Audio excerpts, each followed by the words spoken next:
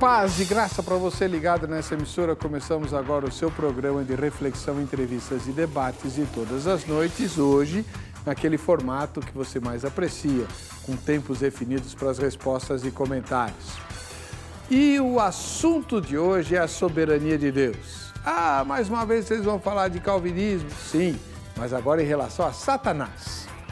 Uma coisa é falar de Deus comandando os destinos humanos. Outra, muito diferente, é analisar a soberania de Deus em relação ao seu, sei lá, que nome eu dou, antagonista. Chamar o diabo de inimigo de Deus não sei se cabe, porque Deus não tem inimigos à sua altura, né? Porém, Satanás se opõe a Deus, é o grande opositor.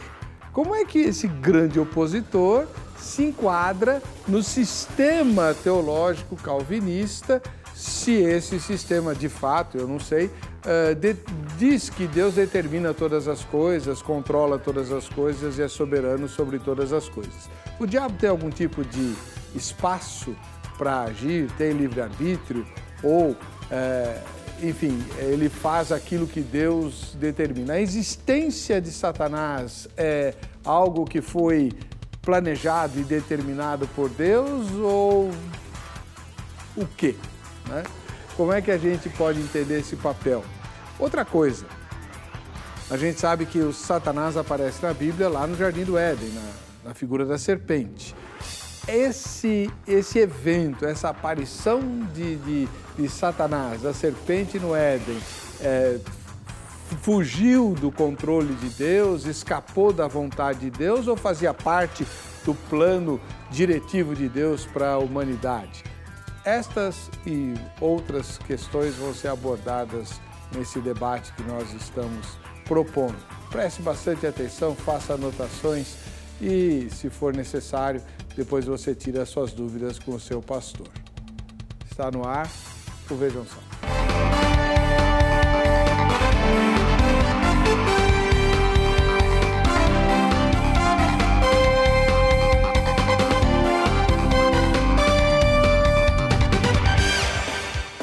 Olá, com alegria recebemos mais uma vez o encargo de conduzir esse debate equilibrado com os tempos no Vejam Só, agradecendo a sua audiência, agradecendo o carinho com que você nos recebe na sua casa e querendo te recompensar de algum modo.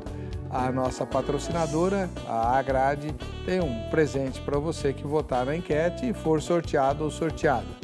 O endereço eletrônico para você fazê-lo é o vejamsó.com.br. Hoje nós recebemos uma estreia aqui no programa. Trata-se do pastor e professor João Flávio, que viajou lá de São José do Rio Preto, no interior de São Paulo, bem longe daqui, para estar conosco. Seja bem-vindo, pastor e professor João Flávio, paz e graça. Paz e graça, é um prazer estar aqui com vocês. A gente assiste de tão longe o programa e hoje nós estamos aqui com o privilégio de participar desse programa que hoje é um dos melhores no meio evangélico. O irmão é pastor de uma igreja batista lá em São José do Rio Preto, não é isso? Sim, sou pastor da 5ª Igreja Batista em São José do Rio Preto, na rua Antônio Martins André, 395, no Jardim Laranjeiras. E preside o CACP. Sim, sou presidente do Centro Apologético Cristão de Pesquisas. Na internet é o www.cacp.org.br. Muito obrigado pela presença e por ter viajado para estar conosco. Vai ser um prazer. Deus abençoe. Do outro lado, nosso parceiro aqui no Vejam Só, o pastor Marcos Granconato, que dispensa apresentação, visto que ele já esteve, ele frequenta assiduamente os debates de terça-feira, né, pastor? Sim. Paz e graça, seja bem-vindo. Paz e graça, obrigado, Heber, por poder vir aqui hoje e participar de um debate tão importante, um tema tão relevante. Geralmente, quando se fala sobre Satanás, as ênfases são tão erradas, as coisas são tão distantes daquilo que a Escritura ensina. Então, esse tema é bastante atual, bastante relevante, é importante para os dias de hoje. Nós aqui, juntos hoje, eu e o meu colega aí, o pastor Flávio, situarmos esse assunto dentro das Escrituras e avaliarmos o que a Bíblia diz sobre esse assunto. Vai ser uma alegria poder fazer isso aqui hoje. Assim como o professor e pastor João Flávio, o pastor Marcos Granconato também é batista, mas é da Igreja Batista Redenção. Isso. Que fica onde? A Igreja Batista Redenção fica na Avenida General Ataliba Leonel, 3.780, na Parada Inglesa.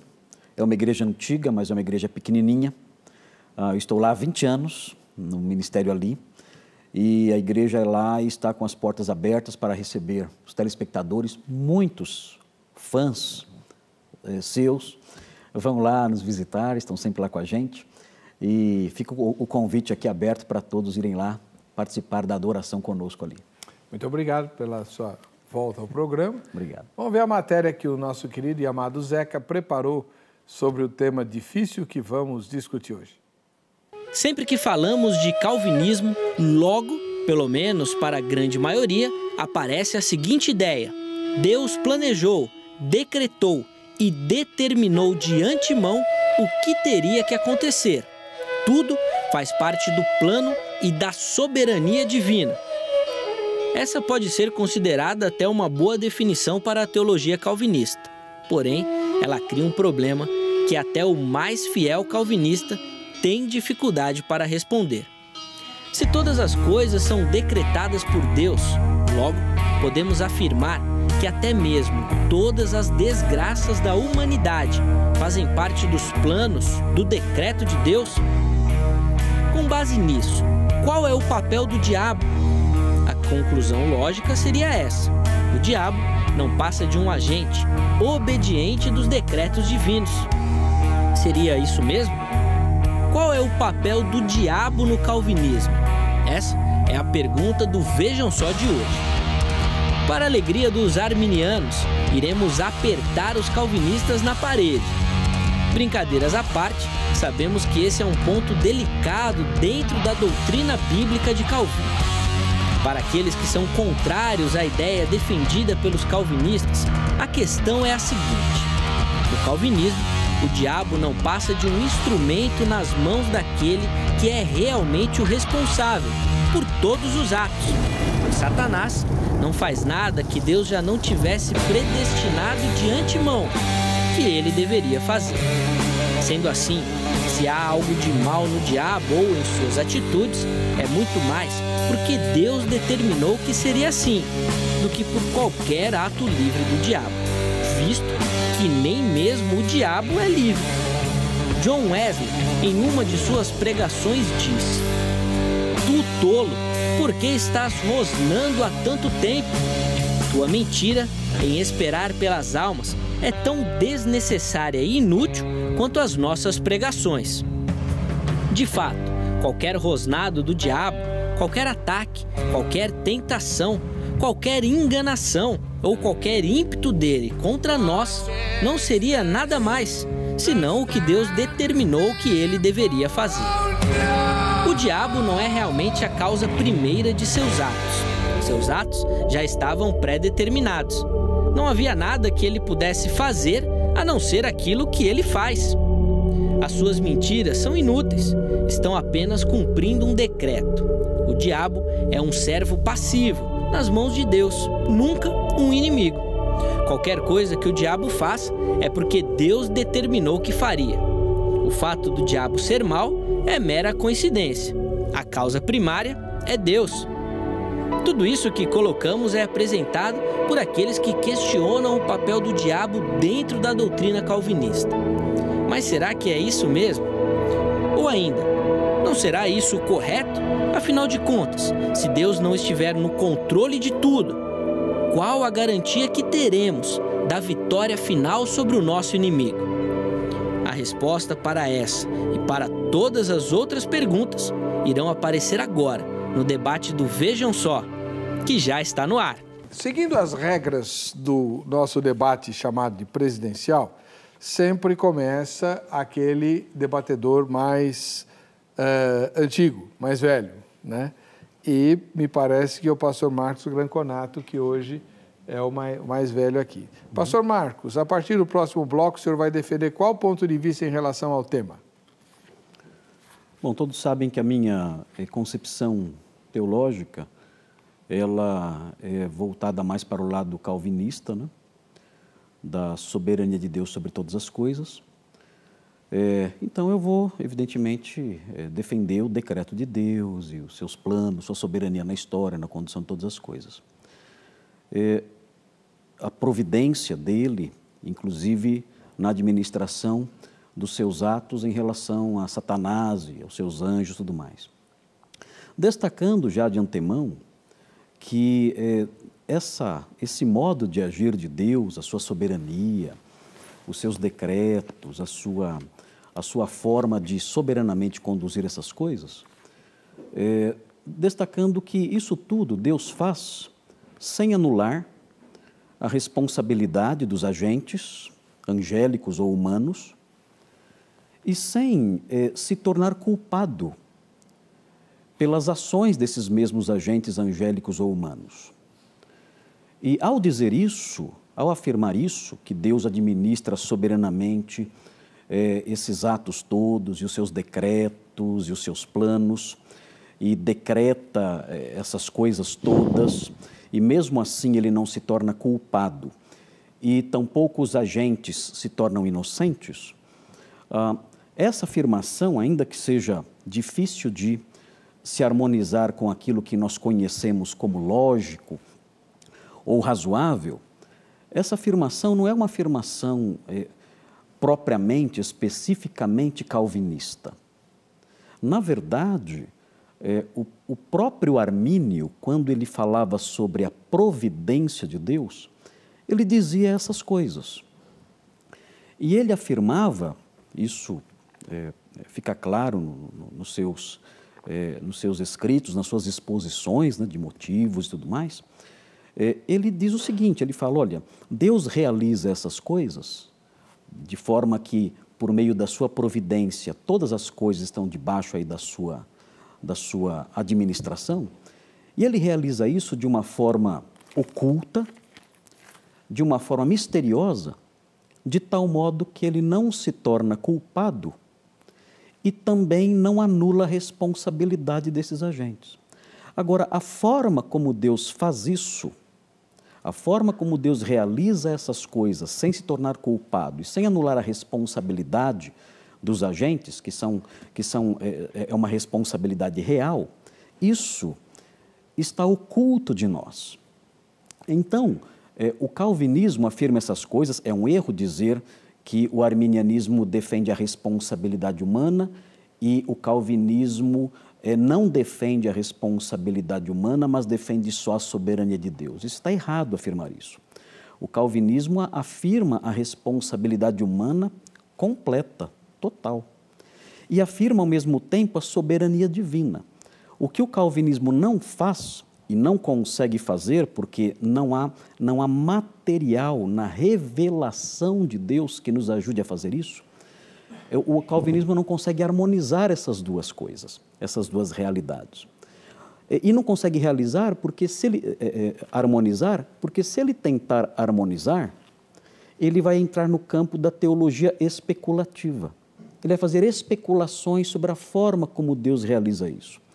E a teologia especulativa ela é perigosa, porque ela é, na realidade, uma teologia inventada. Ela é fruto da nossa imaginação apenas. Então, nós não nos aventuramos nesse campo onde há escuridão, onde não há luz da revelação, então nós não entramos. Então, afirmamos isso. Então, de antemão, o que eu vou dizer é isso, dizendo já de antemão, é isso.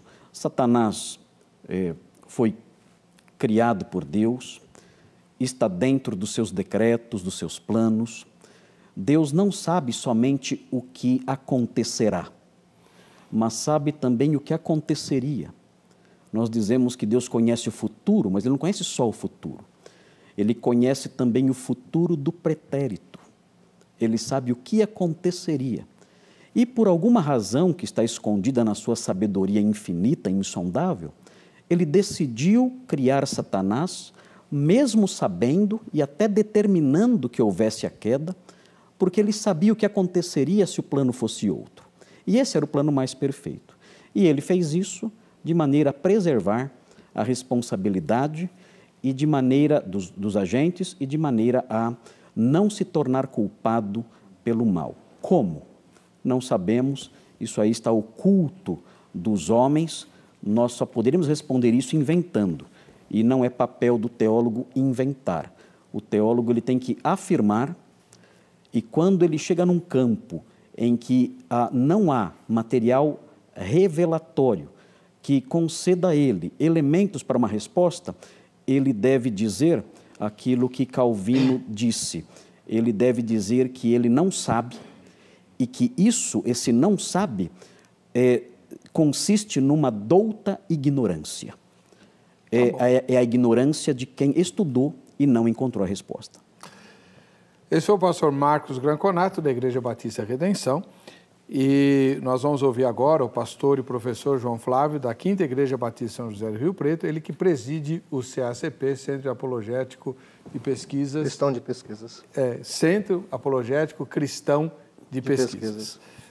Pastor João Flávio, qual vai ser o ponto de vista que o senhor vai defender? Sabe, pastor Heber, eu tenho assistido o seu programa e eu observo que nós temos aqui calvinismos e não calvinismo.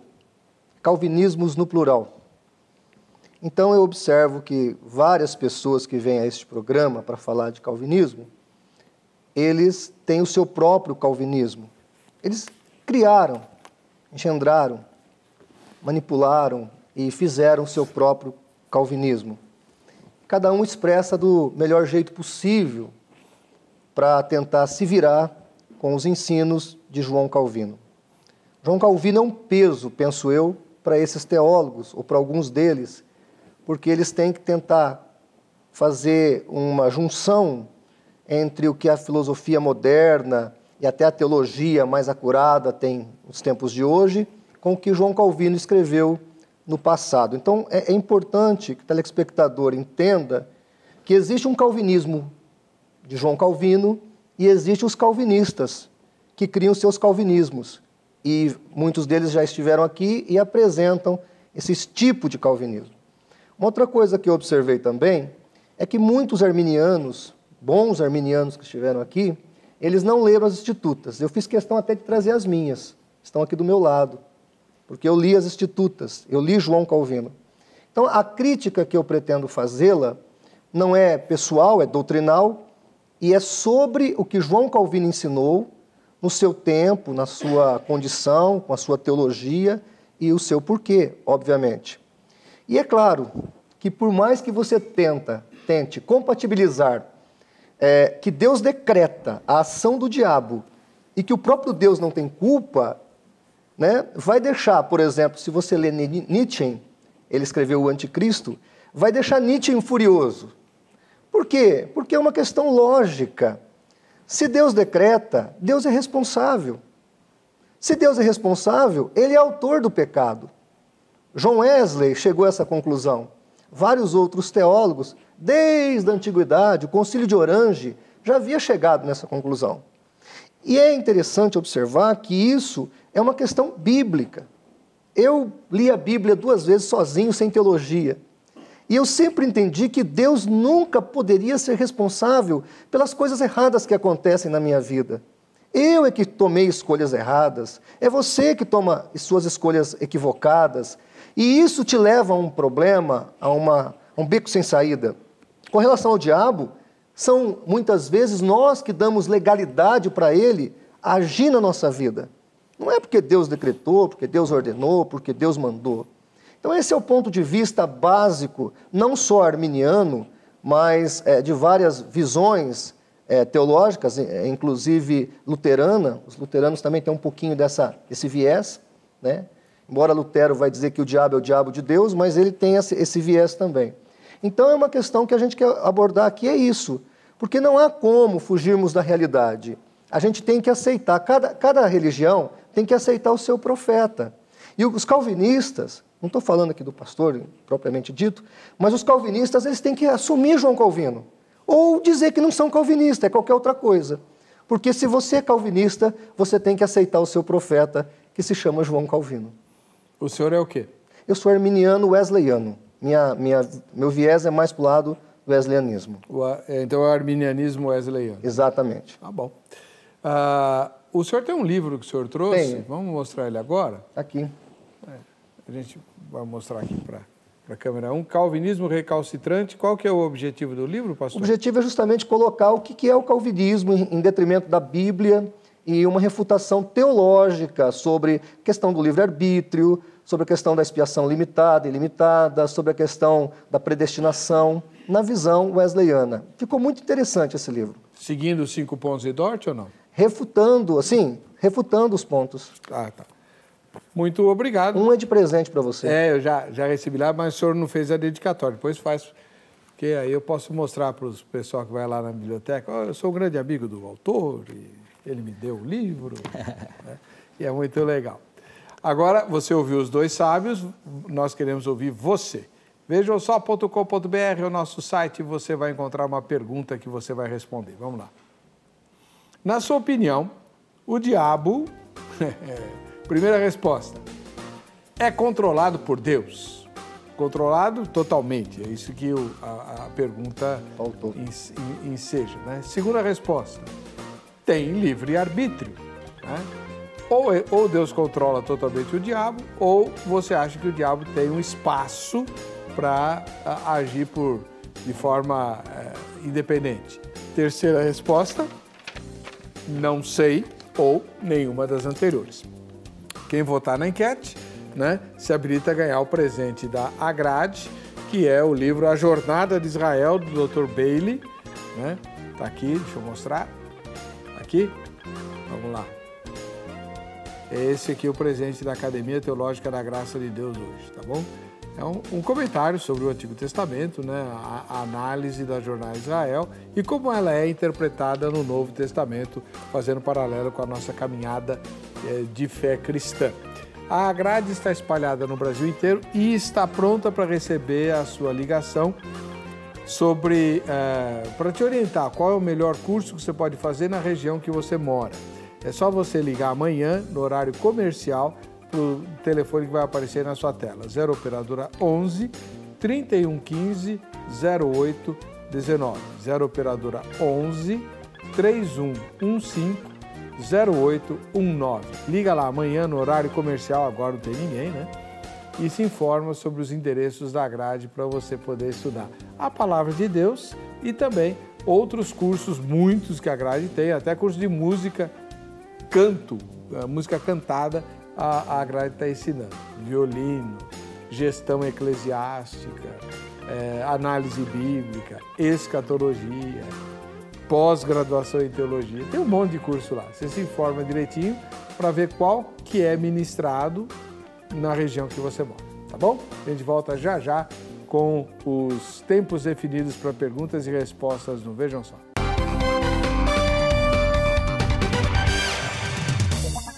Muito bem, hoje é dia do programa em estilo presidencial, como a gente costuma chamar na produção, né?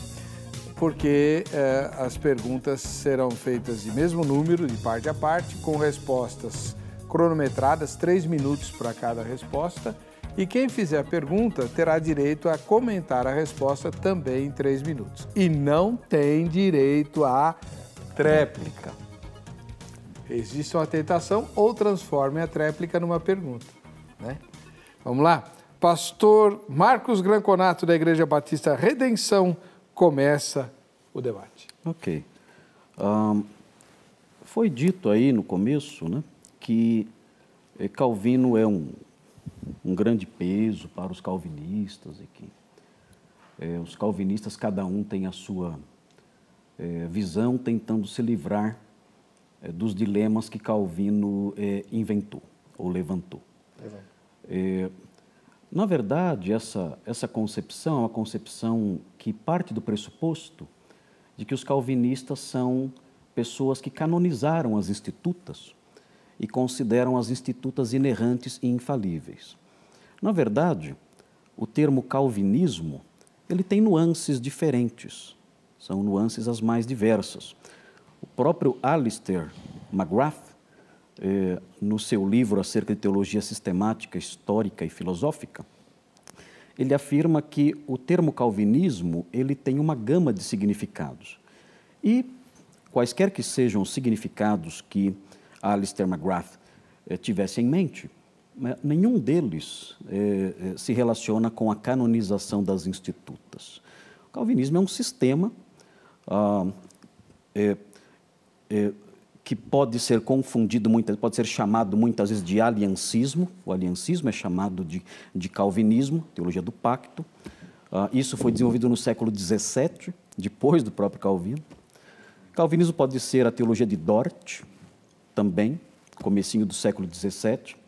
E calvinismo pode ser o modelo, a estrutura criada pelo próprio João Calvino, presente especialmente na sua obra magistral, que são as Institutas, que é de fato uma obra majestosa, uma obra excelente, uma obra maravilhosa, ainda que não seja uma obra isenta de erros.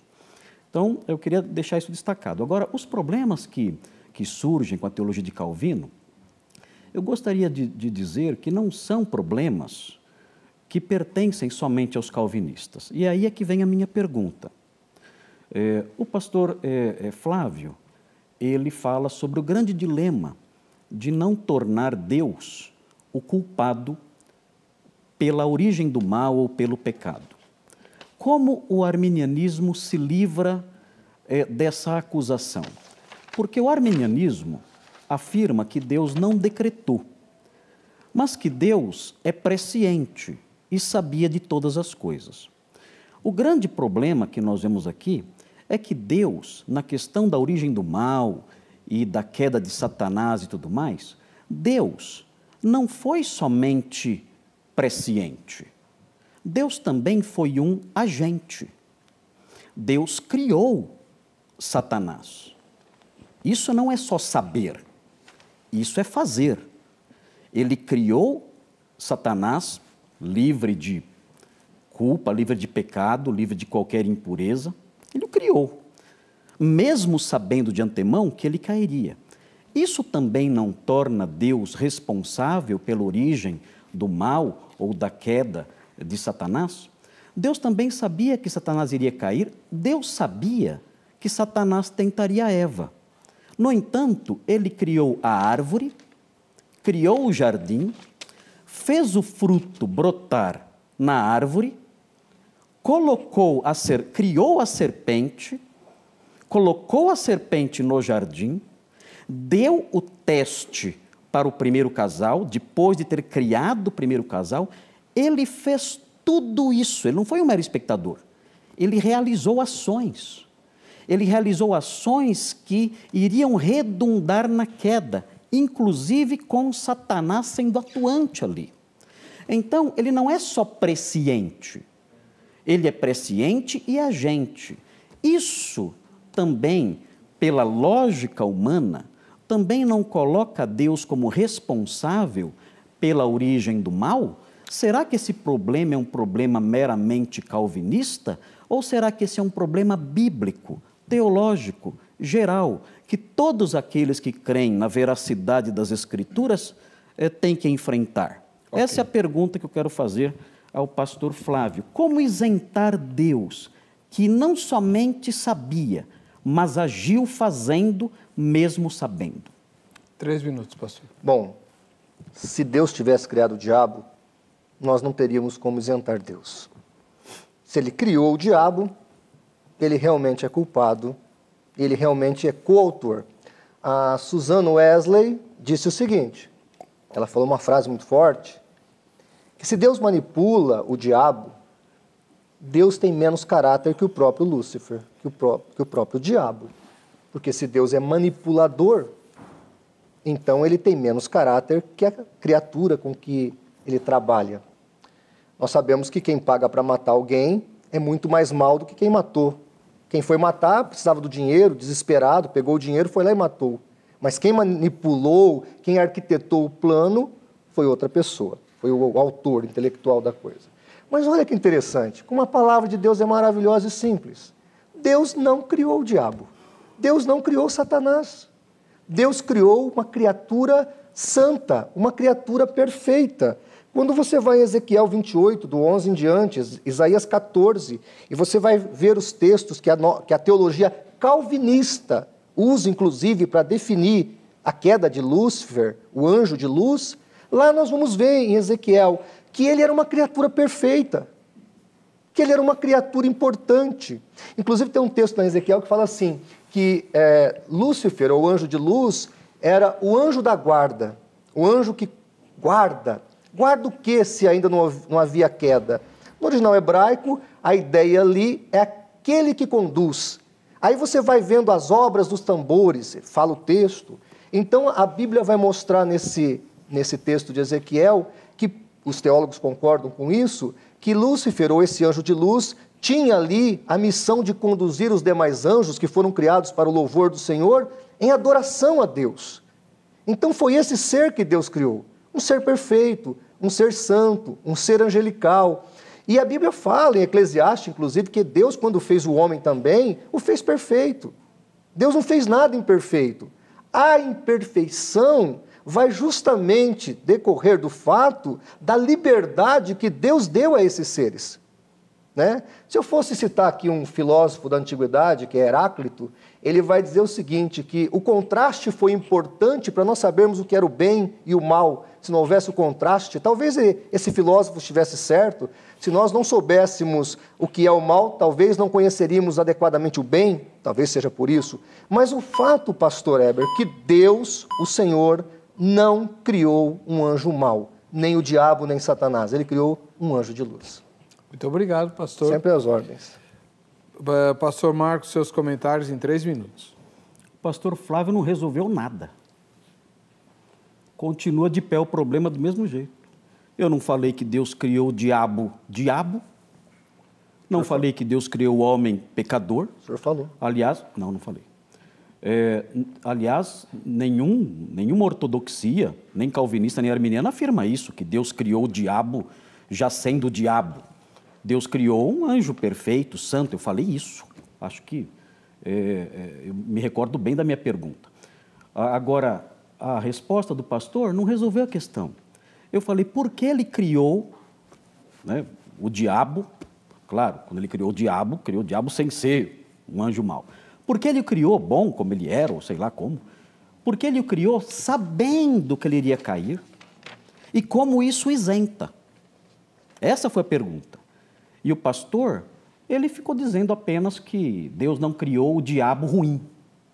Isso aí eu já sabia, todo mundo sabe, isso aí é escola bíblica de férias, né? As criancinhas sabem disso aí. Isso não resolve o problema, o grave problema da origem do mal, que permanece não sendo um problema reformado, não sendo um problema calvinista, permanece sendo um problema cristão. Um problema próprio da teologia judaico-cristã. Deus criou Satanás, um anjo santo, puro, livre de culpa. Ezequiel 28 ou Isaías 14 dizem, a tradição da hermenêutica cristã e judaica, diz que Ezequiel 28 e Isaías 14 dizem respeito a Satanás. Talvez sim, não temos certeza disso. Nós não podemos afirmar categoricamente que esses dois textos se referem a Satanás. Eles se referem a priori aos reis de Tiro e ao rei de Tiro e ao rei de Babilônia. Mas há quem diga que é uma profecia de dupla referência. O problema é que não há correspondência neotestamentária para afirmar isso. Mas pressupondo que seja verdade, sem problemas. Cremos nisso. Cremos que Deus criou Satanás sendo um anjo puro, santo, livre de mácula. No entanto, Deus sabia que ele iria cair e mesmo assim o fez. E sabia que ele seria responsável pela queda do homem, e mesmo assim o colocou no jardim. E sabia que a prova a que ele colocaria o primeiro casal seria a causa da queda motivada por Satanás como instrumento. E mesmo assim fez a prova. Isso não torna Deus o autor do mal? O arminianismo não responde isso. Nós escutamos agora a resposta do pastor e ele não respondeu, como nenhum arminiano responde. O que nós calvinistas fazemos é enfrentar o problema de frente. Nós olhamos nos olhos do problema e dizemos, esse é um grande dilema para o qual nós não conseguimos encontrar luz. É um abismo profundo. Não podemos enxergar o final. Temos que ser humildes e abraçar a douta ignorância que Calvino afirmou. Isso sim tem que caracterizar o teólogo. A douta ignorância nas questões que não são reveladas. O nosso alarme travou lá e por isso vocês não ouviram os 20 segundos restantes. Mas eu parei a tempo, não parei? Não, parou depois. Pastor João Flávio, sua primeira pergunta. Sou teólogo de IBD. Graças a Deus. Não entendi. Sou teólogo de EBD, graças a Deus. Ah, EBD. EBD é uma escola muito importante. Eu falei EBF. EBF Piorou. também é importante.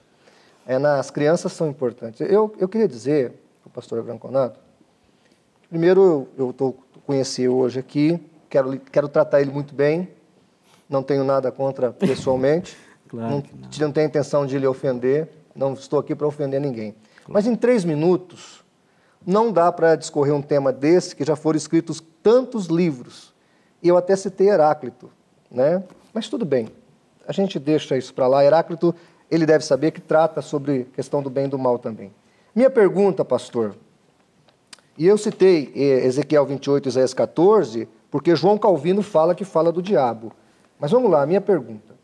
Apesar de muitos calvinistas utilizar o termo permissão para as ações do diabo, João Calvino disse: não devemos recorrer à ideia de permissão de Deus. Isso está na Instituta, volume 1, edição com notas, página 138. Para Calvino, tudo o que acontece está relacionado ao decreto de Deus. Então, quando o diabo age, Deus estaria agindo sobre a sua perfeita vontade? É a vontade plena de Deus. Quando o diabo mata, rouba, destrói, quando o diabo aniquila, é a perfeita vontade de Deus? E essa questão da permissão, por que os calvinistas usam termos como o diabo foi permitido agir dessa maneira, quando Calvino disse que não deveríamos recorrer à ideia de permissão, mas sim ao decreto de Deus? O senhor entendeu a pergunta? Acho que sim. 3 minutos, senhor. Assim, o compromisso, mais uma vez, né, que nós temos com cada palavrinha que Calvino usou, né, isso aí é uma ilusão, isso é uma responsabilidade que os arminianos atribuem a nós. É um fardo que eles querem que nós carreguemos. E nós não temos que carregar esse fardo. Eu não tenho que defender cada palavrinha que Calvino disse, porque eu não creio que as Institutas são uma obra canônica. Eu não creio que Calvino escreveu inspirado pelo Espírito Santo como o apóstolo Paulo e como os profetas.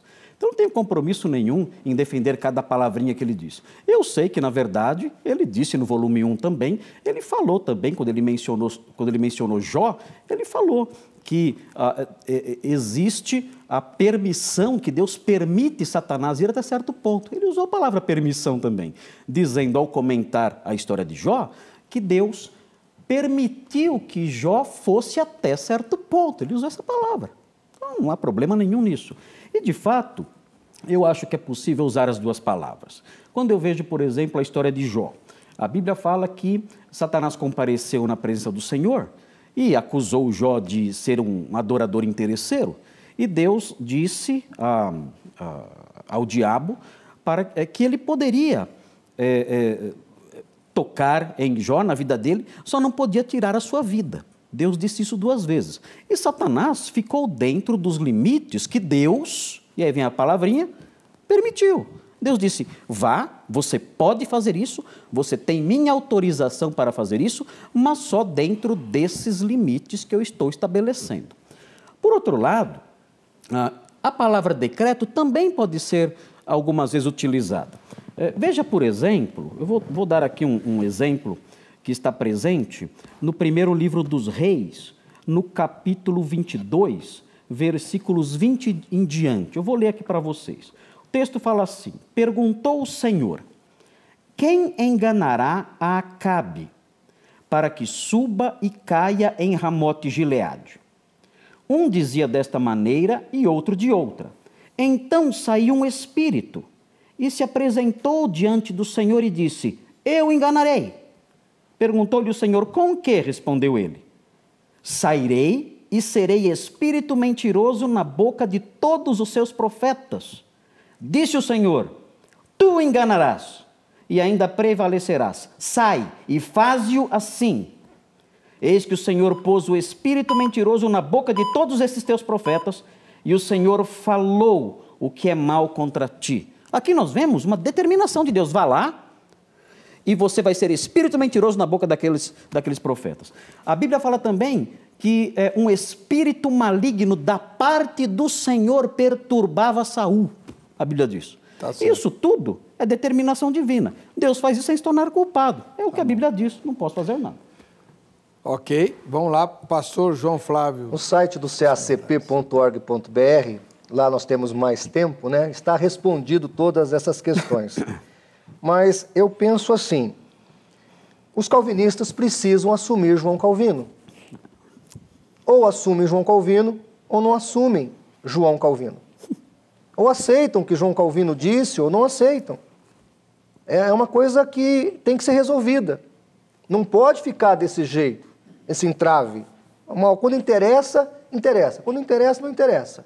Uma vez eu entrevistei o Henrique Cristo, eu fui lá em Brasília entrevistar ele, e aí eu falava, ô Henrique, isso aqui, a Bíblia diz isso. Não, isso está errado. Ô Henrique, isso aqui, isso está certo. Eu falei, quando interessa está certo, quando não interessa está errado. Ele falou, claro, meu filho, a palavra é minha.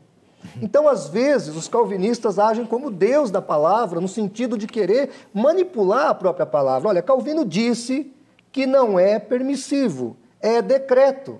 Quando acontece alguma coisa, é decreto. O texto que o pastor acabou de citar, nós vamos ver pelo texto também, você pode até verificar no original, e mesmo traduzir, na tradução que ele acabou de ler, você vê que o espírito enganador quis enganar.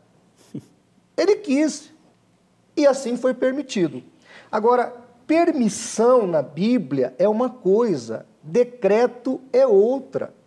Eu vou ler daqui um pouco um texto de João Calvino aqui, e nós vamos observar que a coisa é muito séria. Como é que Deus pode decretar as ações do diabo e não ser coautor das suas artimanhas, das suas maldades? Como é que eu posso chegar adiante? E outra coisa, a palavra de Deus não dá base para isso. A palavra de Deus é muito clara com relação à vontade. Isaías 14 deixa claro, Satanás fala, eu subirei, eu me assentarei, eu me colocarei. Ali você vê o livre-arbítrio do diabo, você vê o livre-arbítrio, aliás, do anjo de luz ainda, né? Querendo fazer o mal, querendo subjugar o próprio Deus. Então, a Bíblia, ela é singela, é simples, objetiva, clara. E eu não entendo que os arminianos não respondam a situação toda perfeitamente. Eu entendo que responde. Não tem todas as respostas, mas o arminianismo responde de maneira muito mais positiva, muito mais abrangente, muito mais amorosa, muito mais clara a questão toda. E no arminianismo wesleyano nós vamos encontrar Deus sendo realmente isento do mal e sendo isento das autorias das coisas que o inimigo faz. Agora, no calvinismo, nós vamos encontrar essa falha grave, onde o diabo é apenas um braço do próprio Deus, fazendo mal, destruindo, matando, roubando. Basta fugir do problema. Aí todo mundo é inocente. Olha, não tem tempo para ainda nesse bloco fazer a segunda pergunta, então a gente vai para o intervalo e guarda os 5 minutos que restam para o próximo e definitivo bloco. Vamos lá.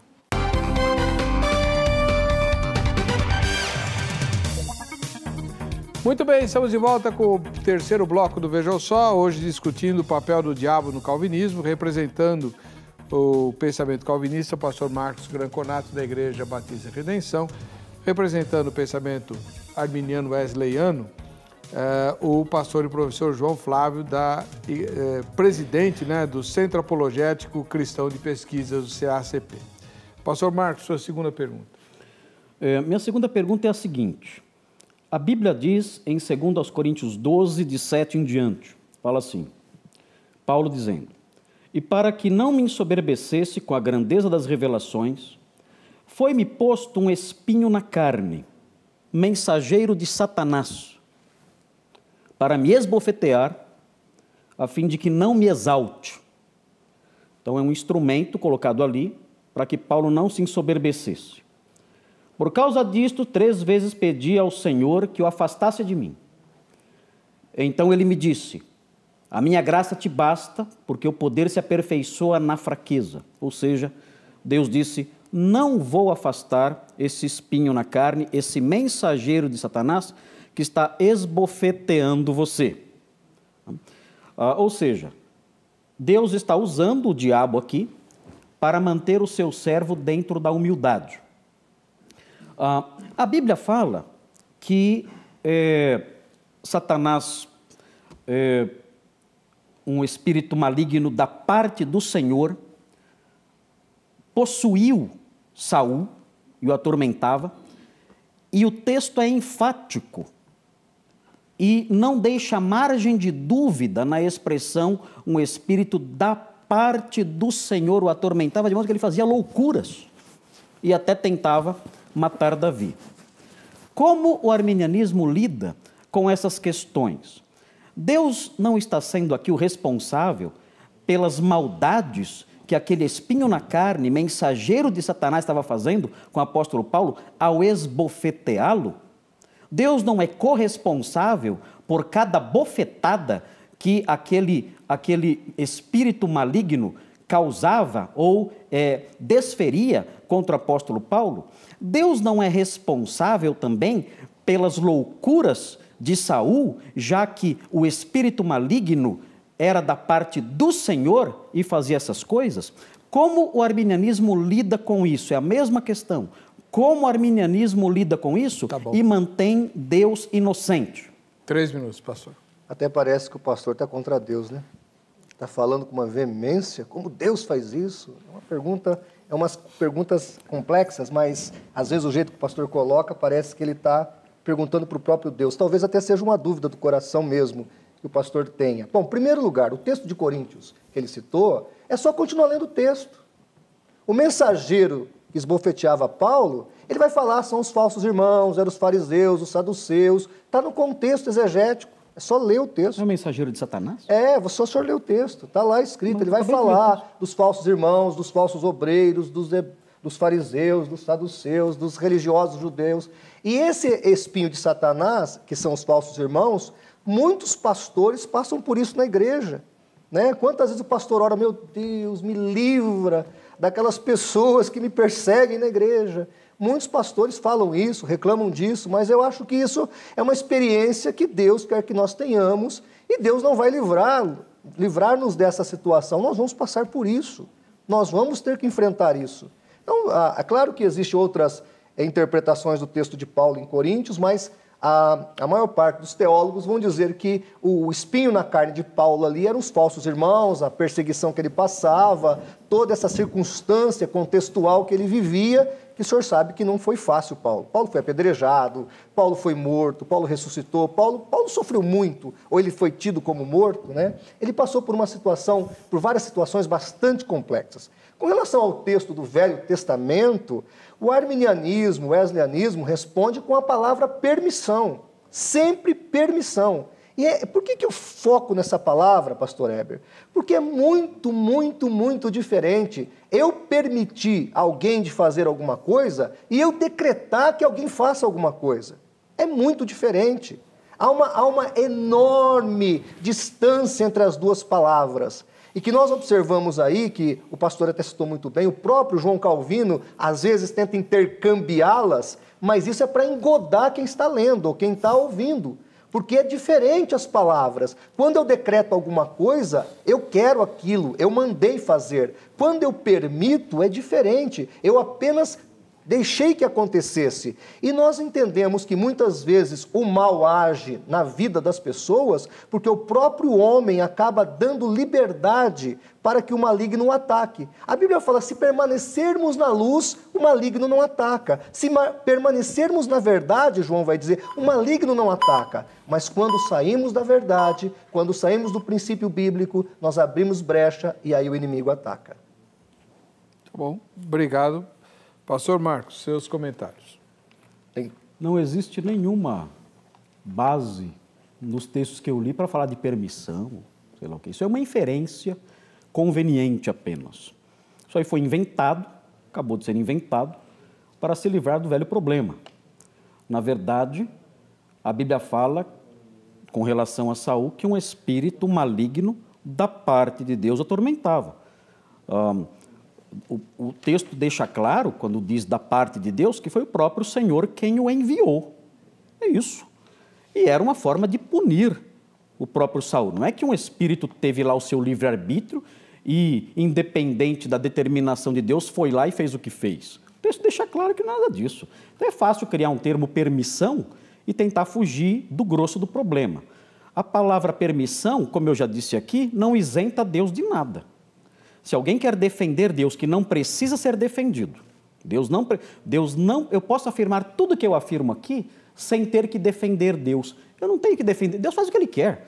No calvinismo, Deus não tem que ser defendido. No arminianismo, sim, eles tentam defender Deus. Eu não preciso fazer isso. Eu afirmo com segurança tudo que estou afirmando aqui, sabendo que Deus é soberano, Ele faz o que Ele bem entende. Eu não tenho que defendê-lo. Eu afirmo o que está escrito e ponto final, tranquilamente. E a Bíblia diz isso. A Bíblia diz que Deus, da parte dele, um espírito perturbou Saul. E Deus faz o que Ele quer, Ele é Senhor de tudo, de todas as coisas, e Ele faz isso sem se tornar culpado. O texto de 2 Coríntios 12 fala que, independentemente de se esses instrumentos eram irmãos ali que estavam perturbando Paulo, ou sei lá, falsos profetas ali presentes, o fato é que havia uma atuação demoníaca lá. Tanto que ele usa a expressão mensageiro de Satanás. Se esse mensageiro de Satanás estava movendo homens ali na igreja, falsos mestres, para perturbar Paulo, isso é secundário. O fato é que esse mensageiro estava ali atuando sob a determinação de Deus, sob a permissão e determinação de Deus para manter Paulo humilde. Estava sendo um instrumento de Deus. E Deus fez isso, Deus fazia isso, e Deus se manteve santo e puro, mesmo usando esse instrumento maligno, esse instrumento satânico, esse instrumento que era um espírito da parte de Satanás ali para perturbar o apóstolo Paulo. Deus fez isso e continua sendo santo, justo e bom.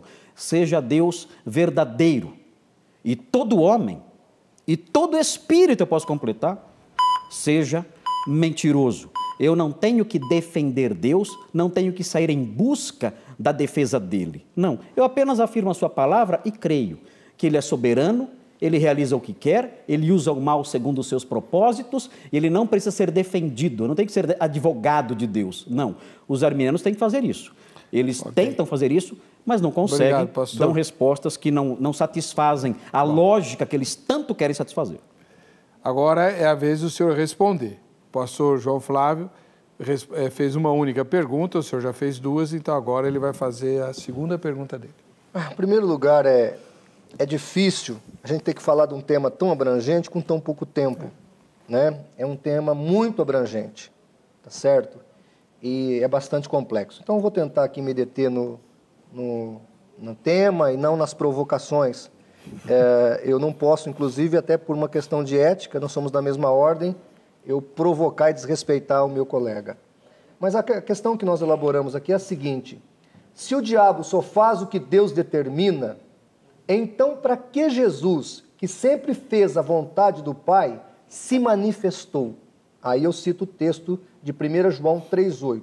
Para isto o Filho de Deus se manifestou, para desfazer as obras do diabo. Olha, Jesus contra a vontade de Deus. Está vendo, pastor Heber? A primeira parte da pergunta é se o diabo só faz o que Deus determina, então para que Jesus, que sempre fez a vontade do Pai, se manifestou? Já que ele veio desfazer. Desfazer, quer dizer, vai lutar contra o próprio Pai? 3 minutos, pastor Granaconato. Essa pergunta serve para qualquer coisa. Qualquer coisa. Eu posso transformá-la no que eu quiser. Eu posso falar assim: por que Deus criou o homem, sabendo que o homem iria pecar, e depois enviou seu filho para salvar o homem? Qual é a lógica disso? Tem resposta. Qual é a lógica disso? Porque eu faço o homem, coloco o homem à prova, sabendo que o homem iria cair, e depois eu envio o meu filho para salvar o homem que eu, na realidade, criei sabendo que iria cair. Ou seja, eu criei um problema, eu criei um imenso problema, e aí, sabendo do que iria acontecer, sabendo que esse problema seria criado, eu vou lá e crio esse problema, sabendo que depois teria que enviar meu filho para desfazer o problema que eu sabia que eu estava criando. Qual é a lógica disso? A pergunta é uma pergunta que ela anda em círculos. Ela anda em círculos. O que nós sabemos é isso. O que nós sabemos é que Deus tem um plano. Esse plano de Deus envolvia o quê?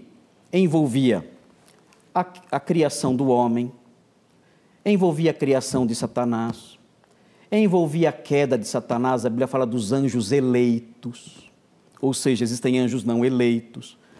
Então envolvia a queda de Satanás, envolvia a queda do homem, envolvia o envio do seu filho, mesmo apesar de todo o sacrifício que seria necessário, envolvia a salvação pela fé no seu filho, envolvia o crente lutar contra o pecado e contra Satanás, envolvia o Filho do Homem desfazer as obras de Satanás. O seu plano envolvia tudo isso.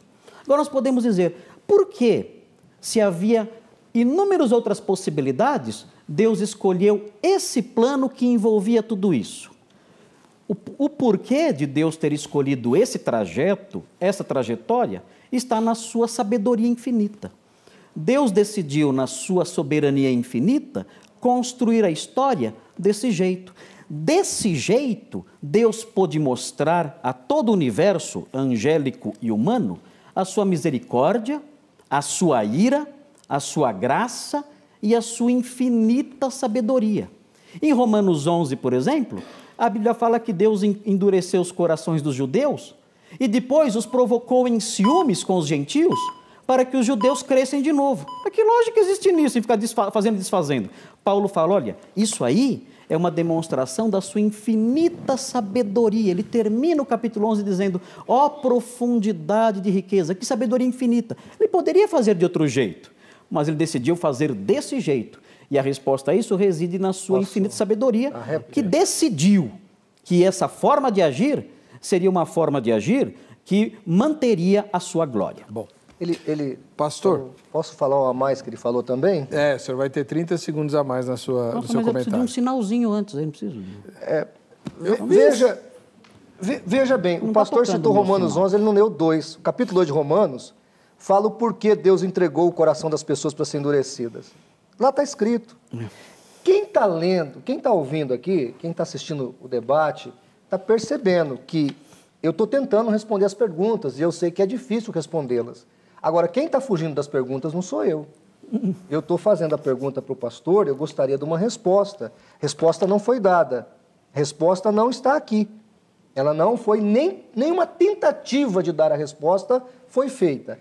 Mas eu queria que quem está em casa prestasse atenção, porque tem muita gente virando calvinista, prestasse atenção no que você está virando. Amém. A pessoa tem que saber qual é o Deus que ela está servindo. Eu vou ler o que Calvino escreveu na Instituta, no caso aqui em PDF A1.16. Calvino fala assim, imaginemos, por exemplo, um mercador que, havendo entrado em uma zona da mata com um grupo de homens de confiança, imprudentemente se desgarre dos companheiros, em seu próprio devagar seja levado a um covil de salteadores, caia nas mãos dos ladrões, tenha os pescoço decapitado, sua morte não fará meramente antevista, não será meramente antevista pelo olho de Deus, mas além disso é estabelecida por seu decreto. Eu queria saber qual é o pastor calvinista que chega diante de uma mãe que teve o filho de 5 anos de idade estuprado, esquartejado, violentado, abusado, aquela mãe que chega diante do pastor e fala, pastor, perdi o meu filho, o ladrão pegou lá, o salteador pegou o meu filho, o estuprador, matou, esquartejou, violentou, fez todo o mal, e esse pastor vai olhar para essa mulher e falar, minha senhora, aconteceu tudo isso para o beneplácito de Deus. O diabo que agiu ali foi a mão de Deus. Deus ficou feliz lá no céu, sentiu orgulho, ficou grato com isso que aconteceu. Eu queria saber qual é o pastor que tem coragem de falar isso para uma mãe fragilizada, para uma mãe que chega diante do pastor, compartilha uma tragédia dessa, se ele vai falar esse tipo de coisa. E eu, como apologista, pastor Heber, às vezes eu escuto alguns calvinistas aqui falar, me dá até um arrepio na espinha, porque eu combato muito os ateus, eu vou muito para o campo de batalha, e a Bíblia manda batalhar pela fé que uma vez foi entregue aos santos. Judas, versículo 3. Deus pede para que nós batalhemos. E eu fico assim pensando, meu Deus, quanta ferramenta esses calvinistas dão para os ateus virem contra nós, os evangélicos, os cristãos, atacarem a nossa fé, não propõem solução. E eu queria te falar uma coisa, eu tenho fé, tenho vontade ainda de escrever uma tese de mestrado sobre o ateísmo que impera na Europa, que hoje é só 5% de europeus que são protestantes, que outrora eram calvinistas. Esse calvinismo que teve um momento ali na Europa, que ele, na hora do iluminismo, ele causou tanto ateísmo, tanto ceticismo. E eu acho que o pastor Graconato, se me permitir, deveria tomar cuidado com algumas colocações, porque as pessoas mais frágeis na fé, com certeza, podem ter a sua fé diluída nesses argumentos que, ao meu ver, são argumentos terríveis. E o senhor usou os 30 segundos Obrigado. A mais. Pastor Marcos, sua última pergunta, e tem que ser bem rapidinho, que nós estamos no limite do tempo. Ok. O que nós diríamos para a mãe dos primogênitos egípcios? O que diríamos para a mãe dos primogênitos egípcios? Que os seus primogênitos morreram, que os primogênitos morreram por quê? Quem mandou matar? Crianças pequenininhas, inocentes. O que o pastor egípcio diria para aquelas mães? É algo a se pensar também. Ele diria a verdade ou iria enganá-las com uma falsa paz? Qual é a pergunta, pastor? A pergunta é a seguinte. O diabo tem livre-arbítrio? Se ele tem livre-arbítrio, ele pode se arrepender? Se ele pode se arrepender, isso não frustraria a profecia bíblica que fala que ele será lançado no lago de fogo e enxofre? Se ele tem livre-arbítrio e, consequentemente, pode se arrepender, isso não contrariaria Hebreus 2,16, que diz que Deus não socorre a anjos? O diabo tem livre-arbítrio ou ele é um fantoche, como vocês costumam dizer? Ele pode se arrepender, tomar uma decisão e abandonar os seus maus atos e se tornar um anjo bom e glorificar a Deus e frustrar a profecia bíblica? Ou ele não pode se arrepender, ele não tem essa opção? Essa é a minha pergunta. Há livre-arbítrio em Satanás? São duas perguntas. É uma só. Né? Há livre-arbítrio em Satanás? São duas perguntas. Uma só. Primeiro, do pastor egípcio. Como eu sou arminiano, criança não vai para o inferno. O calvinista vai para o inferno. Então pode matar à vontade. Eu poderia dizer, não isso. Mas eu poderia dizer o seguinte, essas crianças estão com Deus. Quem matou? Né? Foi recolhida por Deus. Quem matou? Foi recolhida por Deus. Quem matou? Deus tira a vida de quem Ele quer, a hora que Ele quer. Ele tirou, permitiu ou permite, né? Nós acreditamos nisso. Então, eu acredito que há uma resposta para a mãe egípcia. Não aliviou nada. Deus recolheu para si, é muito melhor. Deus escolheu para si essa criança. Agora, é importante as pessoas saberem que Calvino falou que as crianças que não forem batizadas, que até o pastor não batiza criança, que inclusive Calvino amaldiçoou os pastores que não batizam criança, ele diz que não serão salvas as crianças não batizadas. Então, tem uma resposta para essas crianças. Agora, Hebreus capítulo 6, pastor Heber, ele fala da apostasia. E nessa apostasia, ele diz que aquele que apostata não volta atrás. O diabo apostatou. Os anjos caídos apostataram da sua fé, do seu estado original. Então, obviamente que esses anjos não voltarão ao seu estado original, porque Hebreus 6 explica bem isso. Até Calvino cita isso. Com relação ao diabo ter livre-arbítrio, eu vou citar Calvino. Calvino diz assim: de fato, quando institui que Satanás não persistiu na verdade, implica que outrora ele estivera nela. E quando o faz pai da mentira, lhe exime isto, que não se impute a Deus a falta do qual ele, o diabo, mesmo foi a causa, ou seja, pecado autocausado. Então, pelo menos antes da queda, eu entendo aqui que Calvino está dizendo que o diabo teve liberdade para agir. Na Instituta número 1, na página 137, o Calvino vai dizer que o Adão teve livre-arbítrio. Então, nós estamos vendo aqui que o diabo, provavelmente também, pelo que o Calvino está dizendo, tinha esse livre-arbítrio antes da queda. Claro que hoje, depois da queda, ele apostatou, ele não vai voltar atrás, e ele decide muitas coisas que ele quer fazer. Obviamente que a soberania de Deus restringe algumas ações do diabo, e o livro de Jó mostra isso. Não quer dizer que por Deus restringir até certo ponto o diabo, ele não é criador de muitas das suas maldades. Ele é, e assim ele faz, e assim ele procede.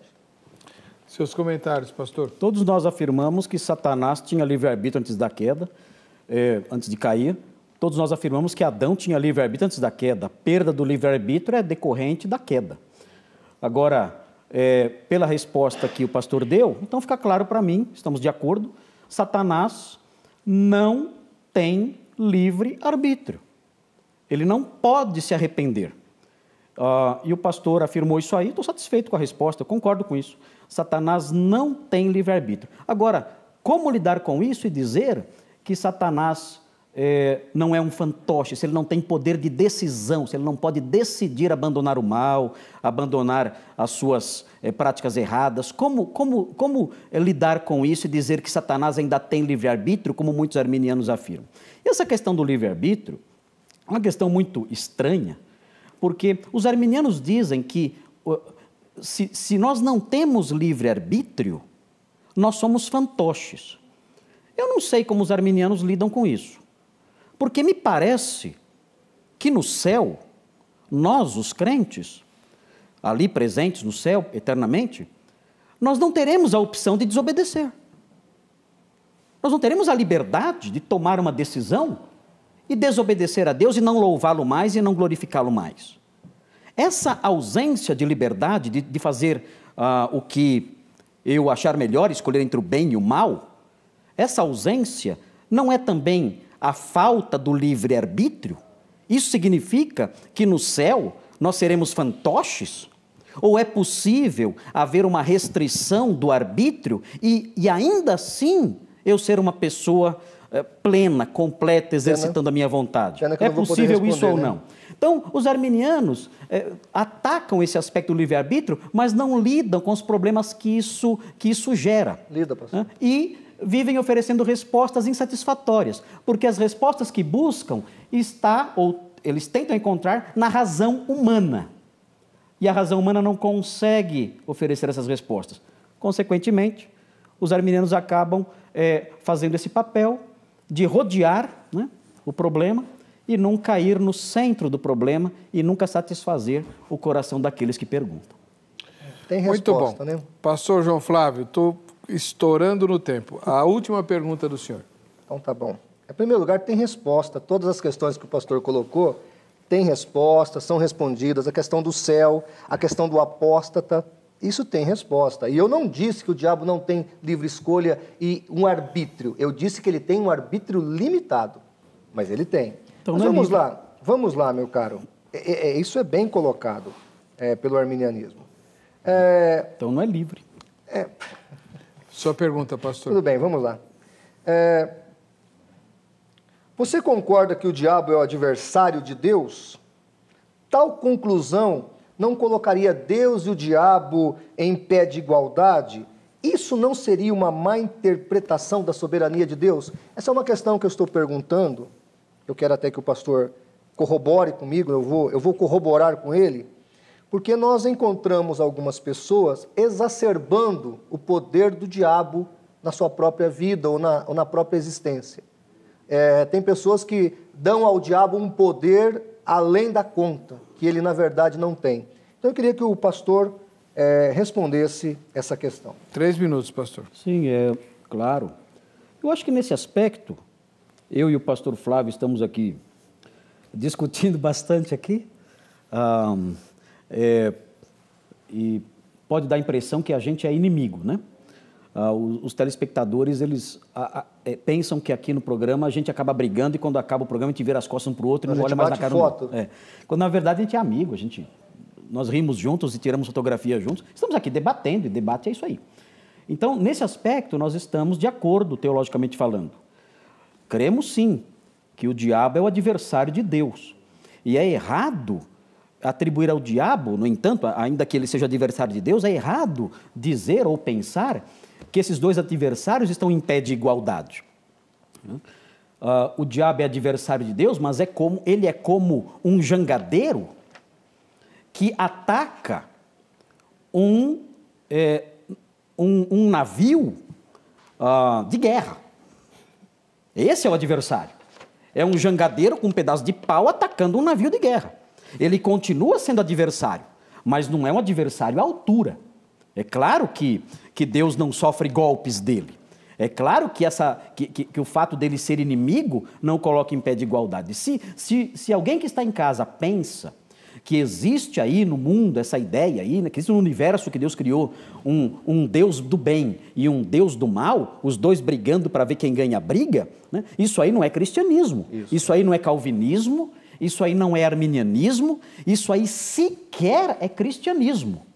Na verdade, essa noção de um universo onde há essa briga de igual para igual, isso aí a gente pode afirmar que é um dualismo maniqueísta. É um dualismo maniqueísta, coloca dois deuses ali em pé de igualdade e quebrando pau com o outro. Isso não existe. Satanás está sujeito a Deus, está debaixo do poder de Deus, ainda que seja seu inimigo. E o crente, ele deve vigiar, ele deve resistir ao diabo e ele pode sim vencê-lo. Como o crente pode vencer Satanás? Não é saindo por aí, gritando, está amarrado. Eu não sei quem foi que inventou essa imensa tolice de achar que afirmar está amarrado vai exercer algum efeito no mundo espiritual. Ou dizer eu te repreendo vai deixar Satanás assustado e saindo correndo. Isso não existe, isso é superstição de pentecostal, neopentecostal, isso não existe em lugar nenhum. Na verdade, para vencer a Satanás, em Apocalipse 12:10 está escrito que é necessário estar debaixo do sangue do Cordeiro, ser um crente em Cristo, e ter um testemunho firme, um testemunho fiel. Apocalipse 12:10 fala isso, de um sólido testemunho, de um testemunho corajoso, que o crente dá. Isso faz com que o diabo fuja dele, isso faz com que o diabo seja derrotado. Obrigado, pastor. Pastor João Flávio, seus comentários. Bom, a Bíblia é clara que nos ensina que nós podemos repreender o diabo, que Deus nos deu autoridade. Eu costumo usar aquele exemplo de uma guarda de trânsito que uma vez eu vi trabalhando numa rodovia. Ela entrou numa frente de uma Scania e deu com os dedos assim, e aquela Scania tão carregada, tão pesada e tão veloz, pisou no freio e estacionou. Ou seja, aquela guarda, aquela policial rodoviária, ela estava instituída de autoridade, que é a autoridade do Estado. Ela não tinha força para segurar a Scania, mas ela tinha autoridade para parar aquela Scania. E o cristão, revestido pela graça de Deus, está autorizado a combater o bom combate da fé, a resistir ao diabo, e ele fugirá de nós. Nós temos essa autoridade. Então é importante que as pessoas que estão em casa nos assistindo entendam que o diabo é nosso inimigo, não é inimigo de Deus, porque ele não teve capacidade técnica para sê-lo, ele foi destituído imediatamente quando ele pensou qualquer coisa, mas ele é nosso inimigo e ele tenta nos atacar justamente porque ele quer deformar, agredir ao próprio Deus, a imagem de Deus. Então nós somos atacados constantemente, mas a palavra de Deus nos garante que nós temos autoridade, que nós podemos repreender o mal, vivendo uma vida santa, uma vida reta, uma vida direta, nós podemos combater esse bom combate. E é importante que as pessoas que estão em casa nos assistindo, escolha o Deus que vai servir, o Deus pelo qual você vai invocar, o Deus pelo qual você vai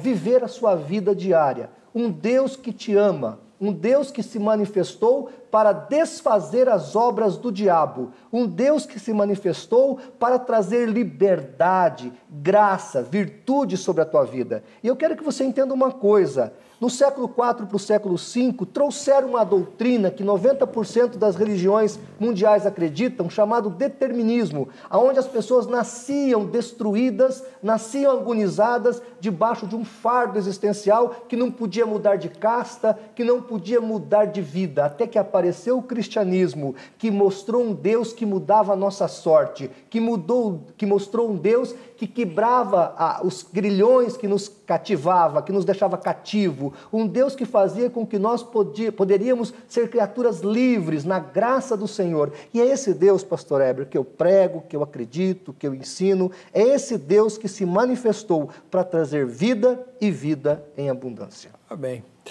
Nós estouramos muito o tempo, agradeço a presença do pastor e professor João Flávio e também do pastor Marcos Granconato, que estão à disposição de todos os telespectadores pelos contatos publicados no site vejamsó.com.br. Quem ganhou o livro foi o Leandro, aqui de Marília, no interior de São Paulo. A gente vai se encontrar no próximo Vejam Só.